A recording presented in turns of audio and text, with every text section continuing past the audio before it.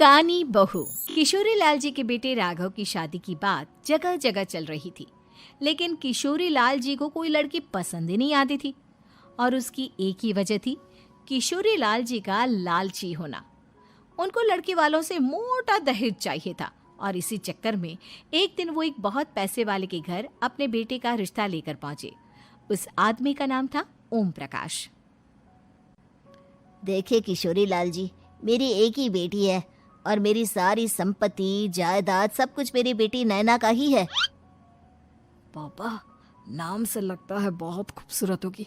कितना अच्छा नाम है ना, नैना। ओ, वैसे बात तो सही है आपकी। अब इतना पैसा है, जमीन जायदाद है, इकलौती बेटी, आप भी क्या करेंगे? सब कुछ उसे ही देंगे ना। बिल्कुल ठीक पहचाना आपने। बस बेटी की शादी और सारी जायदाद उसके नाम।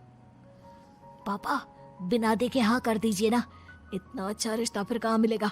माला माल हो जाएंगे हम। मैं अपनी बेटी को बुलाता हूँ। अरे नहीं नहीं नहीं नहीं, आपकी बेटी का नाम नैना है, सुनकर ही लगता है बहुत सुंदर होगी। रहने दीजिए अंकल, मैं तो आपकी बेटी के नाम से ही इतना खुश हो गया हूँ कि उसे बिना देखे शादी करने को तैयार हूँ।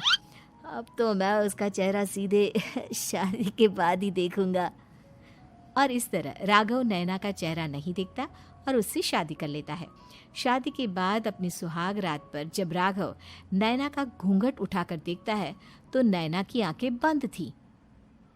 कितने खूबसूरत हो तुम नैना, जरा अपनी आंखें खोलकर मेरी तरफ देखो तो सही। नहीं, मुझे शर्म आती है। अरे, मैंने तुम्हें शादी से पहले भी नहीं देखा, और अब अगर तुम आंखें खोलकर मुझे देखोगी भी नहीं तो मुझे अच्छा कैसे लगेगा? इससे पहले कि नैना अपनी आंखें खोलकर राघव की तरफ देखती, अचानक से लाइट चली गई और राघव नैना को पूरी तरह से देख भी नहीं पाया। अगली सुबह नैना राघव के लिए नाश्ता बनाकर लेकर आई। अरे ये क्या, आधा पराठा सेका हुआ है और आधा बिल्कुल कच्चा। ये तुमने क्या किया नैना? बहू, तुमने क्या आधा पराठा तवे से नीचे लटका कर रखा था, जो आधा सेका है और आधा कच्चा? मुझे जितना दिखेगा उतना ही तो सीखूंगी ना पापा जी। जहाँ जहाँ मुझे नजर आ रहा था वहाँ मैंने सीख लिया, जहाँ जहाँ नहीं दिखा वहाँ कच्चा रह गया होगा। इसका क्या मतलब है? ये कैसा मजाक कर रही है तुम? अरे बहू, तुमने इतना लंबा घूंघट क्यों लगाया हुआ है? देखो, हमारे घर में बहुओं को बेटी की तरह रखा जाता है, और फिर तुम तो इतना सारा माल लेकर आई हो। देखो, ये घूंघट डालकर रखने की कोई ज़रूरत नहीं है। हाँ नैना, पापा जी ठीक कह रहे हैं, तुम तो आराम से रहो, अपना ही घर समझो। नैना अचानक से अपना घूंघट उठा लेती है। अरे ये क्या पापा, नैना की तो एक आंख फूटी हुई है। नाम से नैना, लेकिन ये तो कानी बहू निकली। मेरे साथ धोखा हुआ है, धोखा। बिना दिखाए अपनी कानी लड़की मेरे संग ब्याह दी। मुझे कानी बीवी नहीं चाहिए। मुझे अभी ओम प्रकाश जी से बात करनी पड़ेगी। आखिर उन्होंने मेरे साथ ऐसा किया क्यों? अरे, आप लोगों ने ही तो पापा से कहा था कि आप लोग शादी से पहले मुझे देखना नहीं चाहते। अब मेरे पापा पर क्यों इल्जाम लगा रहे हैं? अरे लेकिन उन्हें बताना तो चाहिए था ना कि तुम कानी हो, एक आंख से तुम्हें दिखाई नहीं देता। किशोरी लाल और राघव नाराज होकर ओम प्रकाश को अपने घर बुलाते हैं। पापा जी, ये आपने क्या किया? शादी से पहले बताया क्यों नहीं कि नैना की आंखों में परेशानी है? अरे, आप ही ने तो लड़की देखने से मना कर दिया था।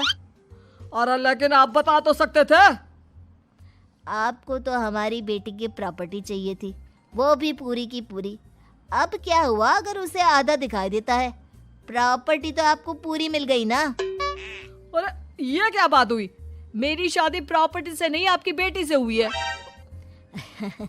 अब ये तो पहले सोचना चाहिए था, तब तो मेरी प्रॉपर्टी देखकर तुम्हारी जुबान लप लपा रही थी। लेकिन मैं कानी लड़की को अपनी बीवी बनाकर नहीं रख सकता। पापा, कुछ करिए ना आप। हाँ, करता हूँ। देखिए ओम प्रकाश जी, आप हमारे साथ ऐसा नहीं कर सकते। और तुम देखो, अगर तुमने मेरी बेटी से शादी तोड़ी ना, तो जो भी प्रॉपर्टी मैंने तुम्हें दी है वो तो पूरी की पूरी वापस ले ही लूँगा, और आधी प्रॉपर्टी तुम्हारी भी लूँगा। अरे मेरी आधी प्रॉपर्टी भला क्यों लेंगे आप? इसलिए क्योंकि मेरी बेटी को आधा नजर आता है और उसकी नज़र अभी तक तुम्हारी आधी जायदाद पर ही पड़ी है। अब तुम उसे घर से निकालोगे तो कुछ तो लेकर जाएगी ना। और अगर हम आपकी बेटी को अपने घर की बहू बना कर रखे तो? तो तुम्हारी पूरी प्रॉपर्टी तुम्हारी ही रहेगी, और जो मैंने तुम्हें दिया है ना, उसमें से बस मैं आधा लेकर जाऊंगा। अरे लेकिन अब आप अपनी दी हुई प्रॉपर्टी में से आधी वापस क्यों लेकर जाएंगे? अगर मैं आपकी बेटी को अपनी पत्नी बनाकर रखने को तैयार हूं तो? इसलिए ताकि भविष्य में अगर तुम मेरी बेटी को धोखा दो तो उसके पास कुछ तो रहे जो पति का हो। वैसे मेरे पास तो बहुत कुछ है, लेकिन अपने पति की कोई निशानी तो उसके पास होनी चाहिए ना। अब अगर तुमने मेरी बेटी को कहानी कहा तो तुम्हें प्रॉपर्टी भी कहानी ही मिलेगी, पूरी नहीं। जमाए राजा। किशोरी लाल और राघव समझ चुके थे कि वो बुरी तरह फंस चुके हैं और अब उनके पास वहां से निकलने का कोई चारा नहीं है। अब समझ में आया ना, लालच बुरी बला होती है। एक तो तुम्हें प्रॉपर्टी मिली, ऊपर से बीवी मिली, उसमें तुम्हें नखरे भी दिखाने हैं। आए बड़े, चुपचाप बैठो दोनों। कुछ दिनों के बाद नैना राघव की कार लेकर बाजार घूमने निकलती है और जब कार लेकर वापस आती है, ये क्या? एक तरफ से मेरी गाड़ी पूरी खराब हो चुकी है।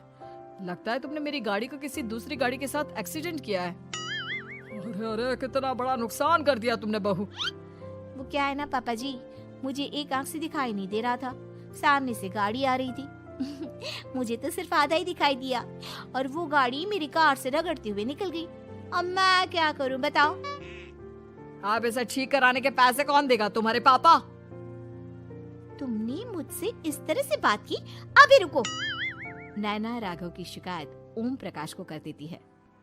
देखो राघव, अब जो मेरी आधी प्रॉपर्टी तुम्हारे पास थी ना, उसमें से आधी और मैं लेकर जाऊंगा, क्योंकि तुमने मेरी बेटी को डांटा। अरे नहीं नहीं पापा जी, गलती हो गई, माफ कर दो। गलती की तो कोई गुंजाइश ही नहीं। अगली बार मेरी बेटी को डांटा तो बची हुई आधी में से आधी और ले जाऊंगा। लालच के चक्कर में हम दोनों ने बहुत बड़ी गलती कर दी बेटा। एक तो तुम्हें कानी बहू मिली और ऊपर से जो माल मिला वो भी काना। इस तरह राघव की हर एक गलती पर ओम प्रकाश उसकी प्रॉपर्टी का आधा आधा हिस्सा लेकर अपना सारा माल वापस ले गया और राघव को कानी बीवी से काम चलाना पड़ा। भाई लालच वाकई में बुरी बला है।